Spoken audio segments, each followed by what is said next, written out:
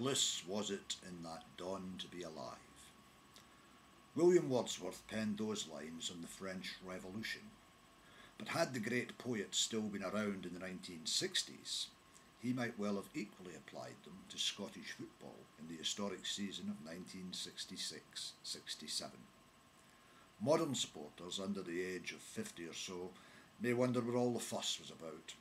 Many, weary of the tales told by those longer in tooth, greyer of beard, fuller of paunch and thinner of hair, may have tired of the stories of the seemingly fabled past and questioned the memory, if indeed not the sanity, of those who proclaimed that these were indeed the good old days.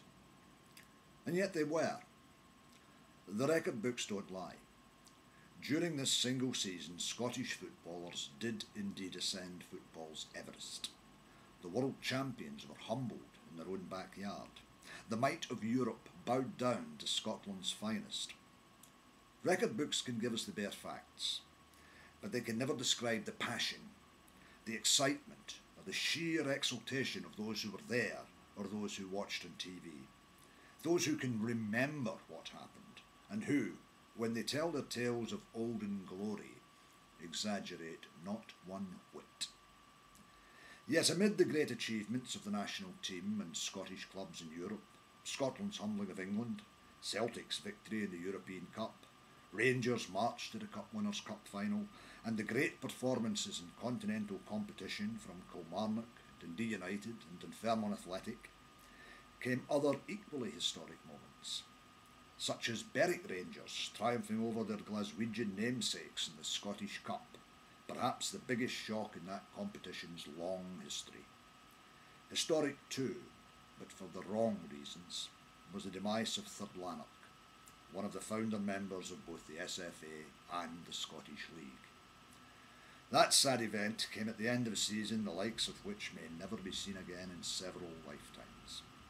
But at the time, few considered 1966-67 to be unique. It was regarded in some quarters as merely the restoration of football's rightful order. The Was Like Us Brigade found recruitment easy 40-odd years ago. But in the main, it was a triumphant, rather than triumphalist Scotland in 1967. Just like the French Revolution, it was a year few could have predicted beforehand, but many could explain afterwards. For those who can remember the events of those halcyon days, the next line of Wordsworth's poem is the most apposite. But to be young was very heaven. And very heaven is my account of Scottish football in 1966-67.